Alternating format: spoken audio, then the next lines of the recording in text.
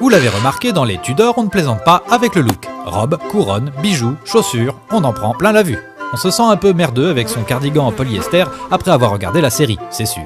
Mais il fallait aussi ça pour rappeler aux spectateurs la splendeur de la monarchie anglaise d'avant Élisabeth II. Cheers! Des milliers de costumes ont été créés pour la série par une équipe de seulement 17 personnes. Ils ont écumé les ventes aux enchères, les musées, les maisons de collectionneurs du monde entier à la recherche de tissus d'époque, d'idées de motifs, de couleurs ou de la bonne paire de boucles d'oreilles en perles. Cependant, le scandale n'est pas loin, car si on en croit certains spectateurs scrupuleux, il y aurait dans les Tudors des costumes recyclés d'autres films.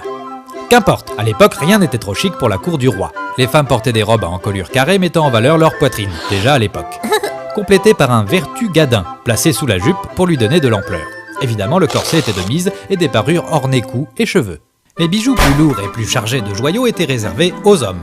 Au XVIe siècle, il était classe et viril de porter sa fortune autour du cou. Depuis, la crise est passée par là et aujourd'hui, seul 50 Cent peut sortir décoré comme un arbre de Noël sans finir dévalisé avec son slip sur la tête. Bon, évidemment, dans les costumes des Tudors, tout n'est pas rigoureusement d'époque. Joan Burgin, la costumière de la série, a préféré créer pour Henri VIII des vêtements susceptibles de lui faire retrouver, aux yeux du spectateur d'aujourd'hui, son aura de l'époque. Et Henri VIII en son temps était une vraie rockstar. Comment faire alors pour que Jonathan Rhys-Meyer ait l'air d'un sex symbole équipé d'une fraise et d'une perruque? Elle a donc pensé sa garde-robe avec Mick Jagger en tête. Veste cintrée, cuir, col contemporain. Les grands jours, Henri VIII a même carrément des faux airs de Prince. Mais bizarrement, la grande absente de la garde-robe des Tudors est la braguette, pourtant incontournable à l'époque.